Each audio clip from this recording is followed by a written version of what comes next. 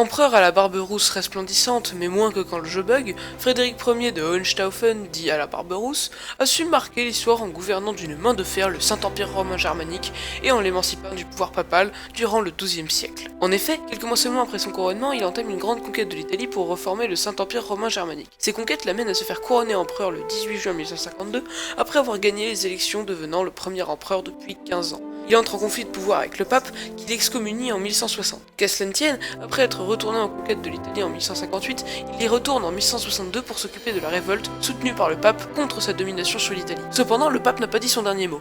Il retourne dans le nord de l'Italie après avoir pris la fuite en France et organise une plus forte insurrection que la précédente, et met en déroute l'armée malade et réduite de l'empereur, qui finit par reconnaître le pape en 1177, le mettant de nouveau à égalité avec celui-ci. Il s'allie plus tard avec les rois Philippe Auguste et Richard Cœur de Lion pour reprendre Jérusalem lors de la troisième croisade. Malheureusement, sur le chemin, il meurt noyé dans la rivière de Salef. La prochaine fois, c'est Theodore Roosevelt. Abonne-toi!